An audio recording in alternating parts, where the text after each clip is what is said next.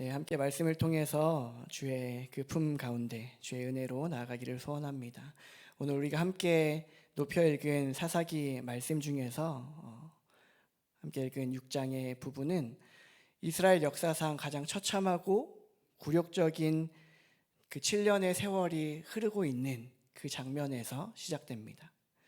성경은 당시 이스라엘의 상황을 미디안의 손이 이스라엘을 이긴지라 라고 하는 표현으로 기록하고 있습니다. 하지만 이는 단순한 군사적인 패배가 아니었습니다. 그것은 한편으론 기능의 마비이자 삶의 파괴이기도 했습니다. 미디안 사람들은 정착해서 다스리는 통치자, 그 개념이 아니었습니다.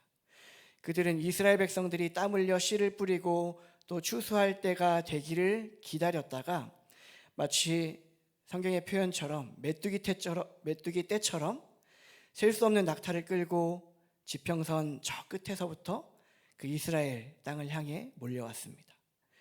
그들은 이스라엘의 들판을 쑥대밭으로 만들었던 것이죠.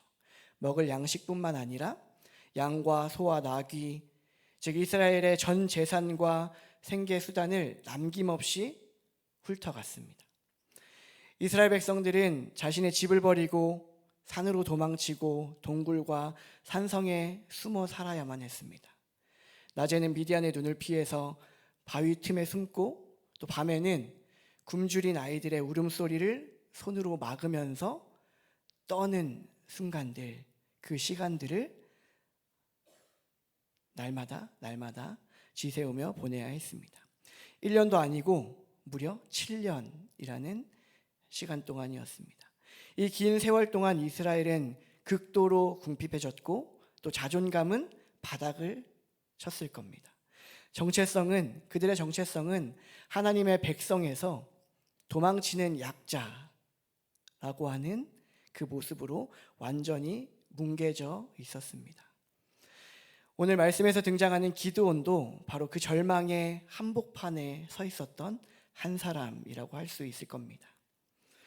그는 지금 포도주 틀에서 숨어 있습니다.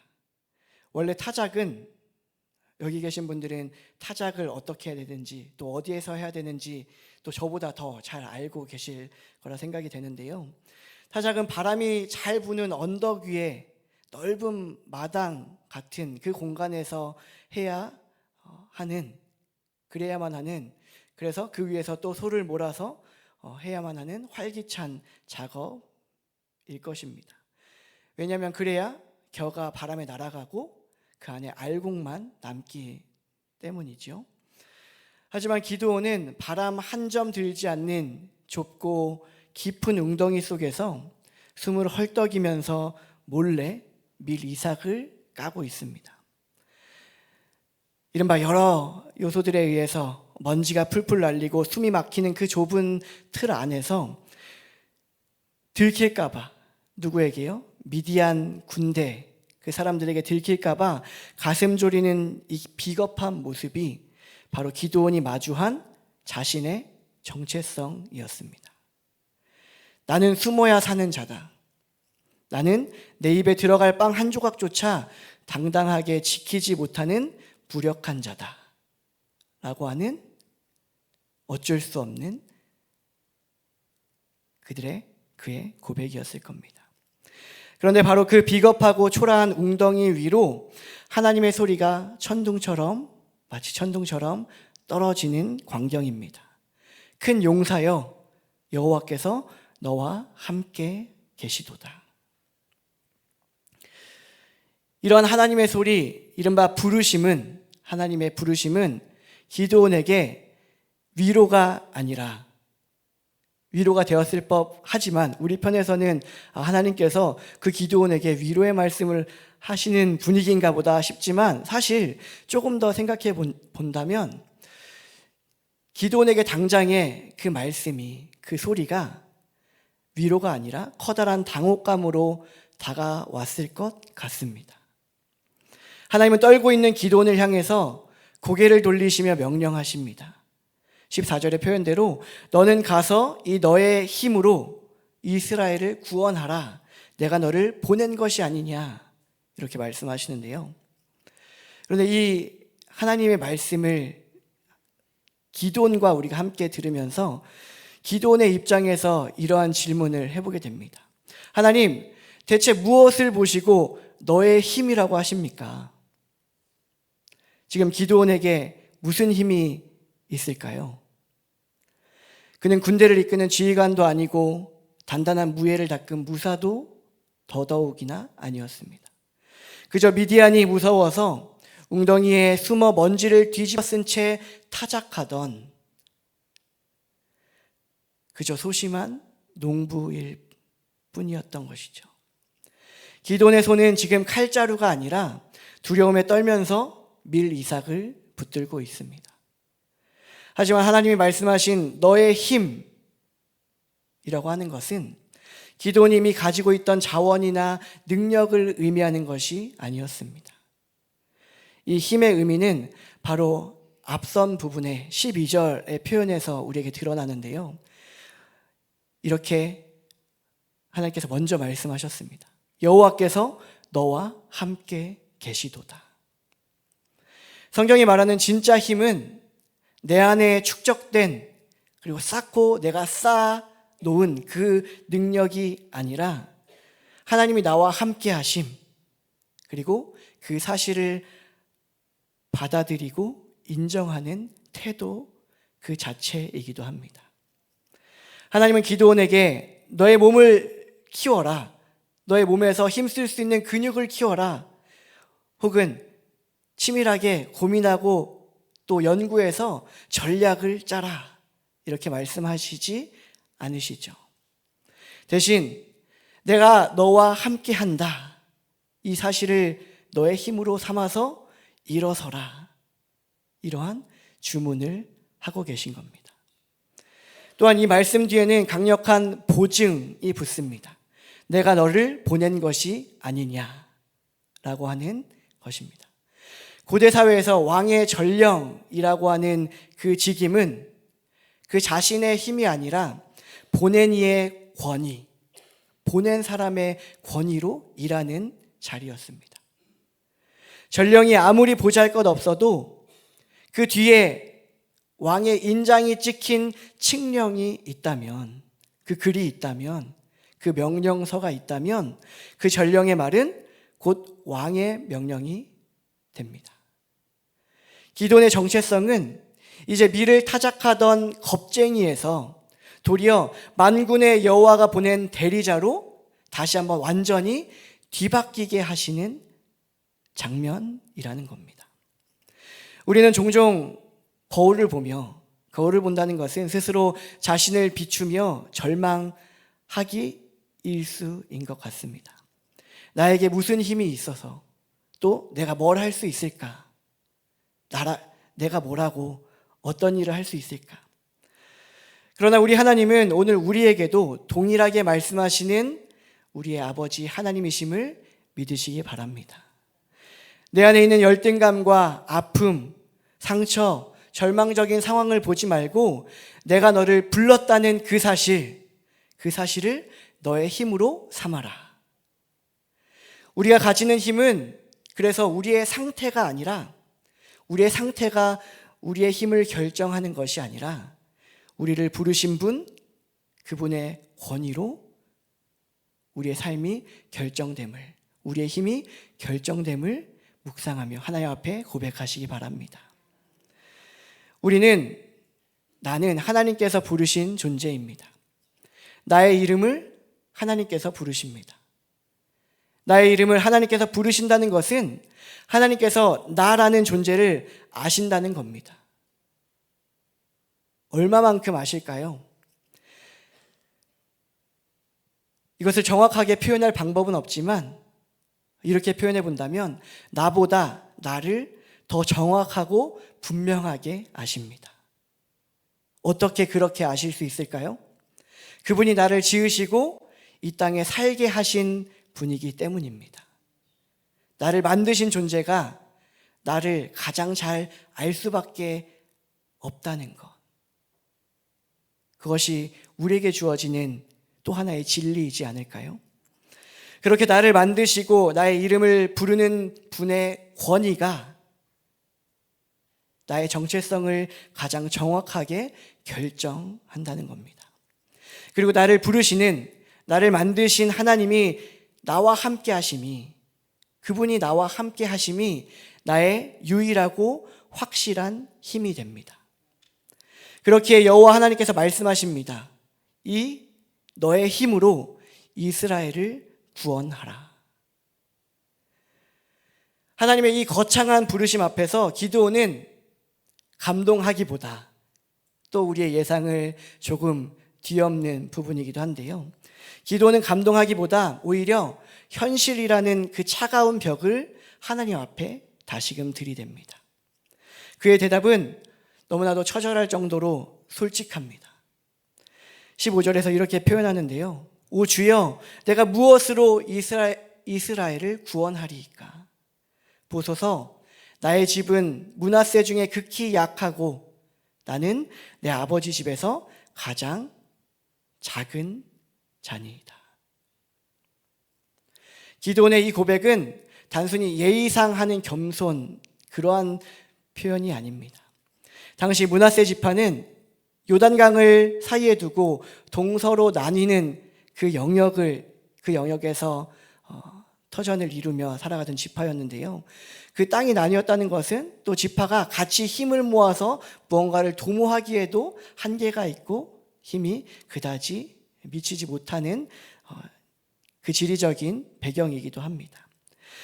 또한 그 중에서도 기드온의 가문인 아비에셀이라고 하는 집안은 사실은 존재감이 거의 없었습니다. 기드온은 그 작은 집안에서도 가장 막내였습니다. 즉 그는 표현하자면 사회적으로, 경제적으로, 서열상으로 영향력이 마치 영에 수렴하는, 그러니까 영향력이 거의 없다는, 아니 전혀 없다는 의미이기도 하고요. 그러한 고백을 기드온이 이러한 표현으로 하고 있는 겁니다. 내가 무슨 영향력이 있습니까? 어떤 걸로 보나 나에게는 나 자신조차 건사할 수 있는 힘이 없습니다 라고 하는 고백이기도 한 것이죠. 기드온이 사용한 약하고 라고 하는 말에는 단순히 힘이 좀 부족하다, 내 힘이 없다 라는 표현보다 내가 가느다란 실에 겨우 매달려 있습니다 라고 하는 그 상태를 가리키는 표현입니다. 바람 한번 불면 끊어질 것 같은 위태로움, 당장 내일 먹을 양식조차 보장되지 않는 극빈한 상태를 의미합니다. 기도는 지금 하나님께 이렇게 항변하고 있는 것이기도 합니다. 하나님, 저를 잘못 보셔도 한참 잘못 보셨습니다. 저는 큰 용사가 아니라 오늘 하루를 겨우 버티며 나뭇가지 끝에 매달려 떨고 있는 위태롭고 약하디 약한 그런 약한 자에 불과합니다. 내가 어떻게 큰 용사일 수 있습니까? 내가 어떻게 싸울 수 있습니까? 내가 어떻게 살아남을 수 있습니까? 내가 누구를 구원합니까? 지금 내 한 몸 건사하기도 쉽지 않습니다. 어쩌면 우리도 기드온처럼 생각하고 말할 때가 많지 않을까. 또 이러한 순간들이 우리에게 너무나도 쉽게 주어지지 않을까 하는 생각을 해보게 됩니다. 하나님, 제 능력을 보십시오. 제 경제력을 보십시오. 제 병든 몸을 보십시오. 무너진 제 인간관계를 보십시오. 저는 남을 돕기는커녕 제 한 몸 건사하기도 벅찬 위태롭고 약하디 약한 자입니다. 저 같은 인생이 어떻게 큰 용사입니까? 라고 하는 고백이자 질문이기도 하겠지요. 하지만 바로 이 지점이 기드온의 서사가 반전되는 지점이기도 합니다. 하나님은 기드온이 약하다는 이 사실을 전혀 부정하지 않으십니다. 아니야, 너 사실 강해 라고 하는 거짓 위로를 하지 않으십니다.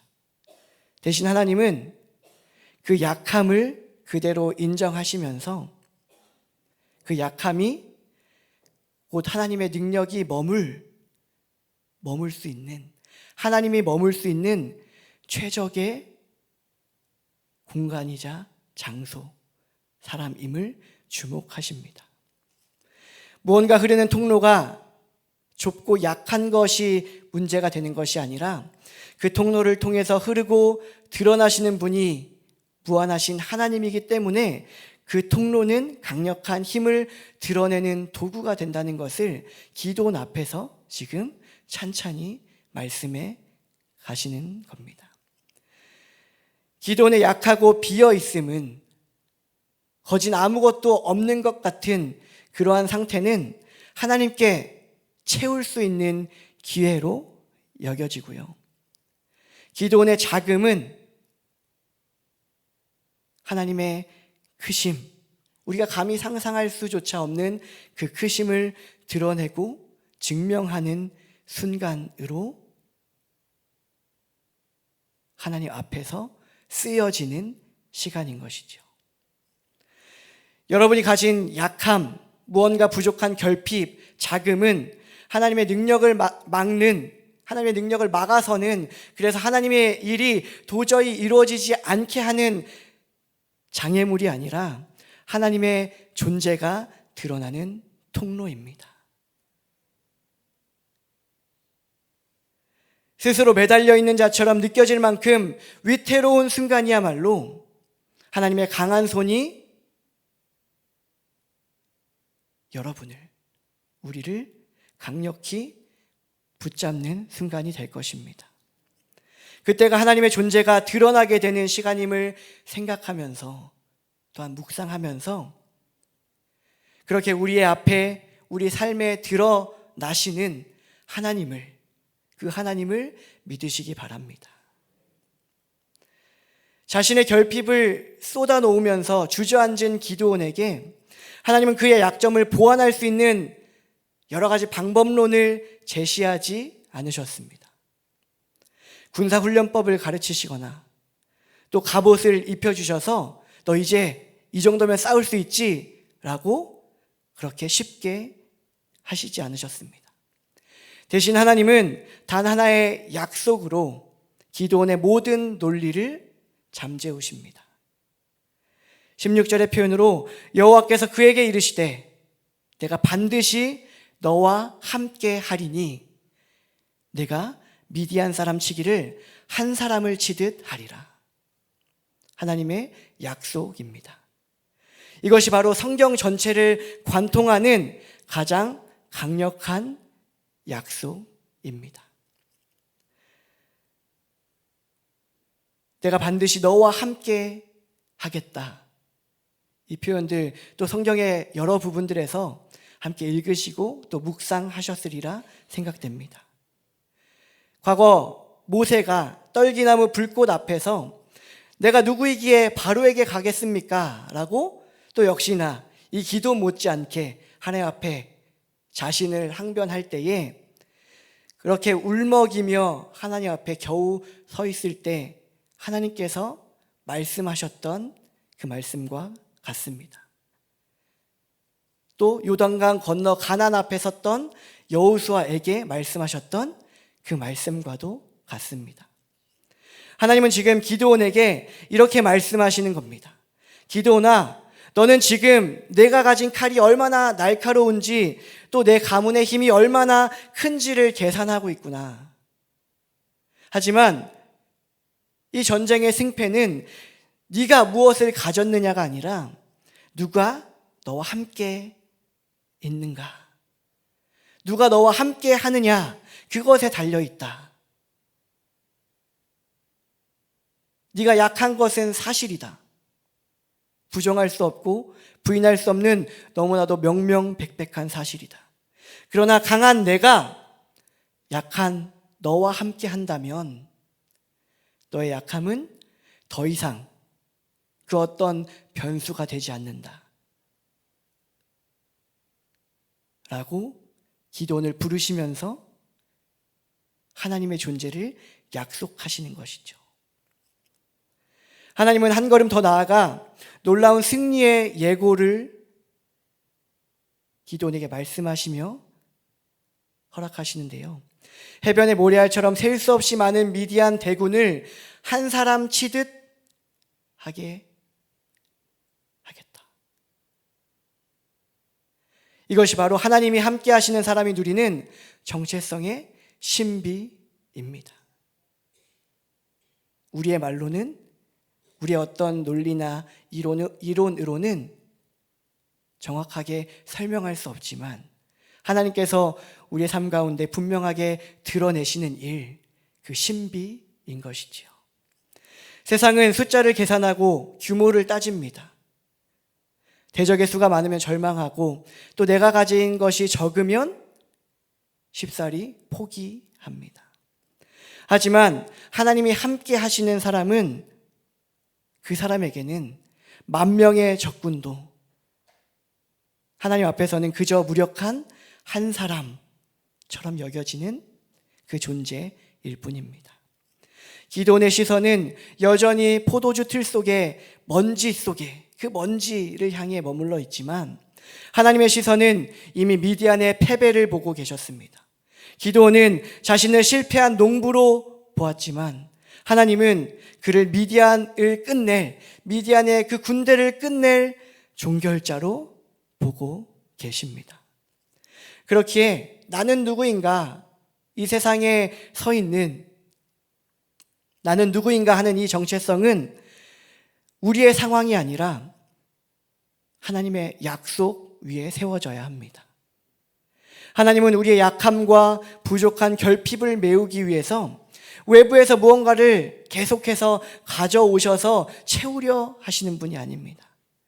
하나님 자신이 우리 인생의 약함과 불완전, 그 속으로 직접 걸어 들어오시는 것이죠. 하나님이 내 곁에 계시는 순간 나의 약함은 하나님의 능력이 유입되고 들어오는 그 시작, 그 입구가 될 것입니다. 나의 작음은 하나님의 크심을 보여주는 증거, 하나님을 드러내는 그 유일한 증거가 될 것입니다. 하나님은 다른 것이 아니라 우리의 삶을 통해서 하나님 자신을 이 세상 가운데 드러내실 것입니다. 여러분의 인생을 짓누르는 미디안 대군 앞에서 떨지 않기를 간절히 바랍니다. 내가 반드시 너와 함께 할 것이다 라고 하는 이 한마디면 우리에게는 충분합니다. 이 약속을 붙잡는 순간 우리는 더 이상 숨어있는 겁쟁이가 아니라 세상으로 담대하게 놓여지는, 그래서 하나님의 일하심을 우리가 실제로 목도하면서 하나님을 드러내는 통로가 될 것입니다. 오늘 우리를 포도주 틀로 몰아넣는, 우리에게 미디안이 되는 것은 무엇일까요? 여러분에게 미디안 군대, 그러한 대적들은 무엇입니까? 땀 흘려 가꾼 결실을 송두리째 앗아가는 이 구조 속에서의, 세상의 구조 속에서의 여러 경제적인 여러 장벽들, 또 어려움과 불확실성, 이런 것들이 여러분들에게 미디안 대군입니까? 아니면 SNS라는 창문을 통해서 끊임없이 타인과 나를 비교하면서 나의 초라함을 확인하게 만드는 그 열등감의 메뚜기 같은 그러한 감정들입니까? 우리 역시 기드온처럼 마음의 동굴 속에 숨어서 그저 이번 달만 무사히 넘기자, 나 하나 건사하기도 벅차다 라고 서슴없이 묵상하고 되뇌이면서 겨우 지금의 생존만을 위해 밀을 까고 있지는 않습니까? 우리 스스로 이렇게 돌아보며 질문하게 됩니다. 우리는 나 스스로를 여전히 약한 자라고 부르지만 하나님은 우리를 강한 자, 강한 용사라고 부르십니다. 나의 약함은 그래서 막다른 길이 아니라 하나님이 들어오시는 그 시작이요 입구입니다. 나의 자금은 나에게 수치가 아니라 하나님의 능력이 머무는, 그리고 하나님 그분이 머무시는 그릇일 것입니다. 기드온의 이야기가 지금까지 우리에게 들려지는 이유는 그가 갑자기 용감해졌기 때문이 아닙니다. 나는 작고 약하다라고 하는 자신의 불완전과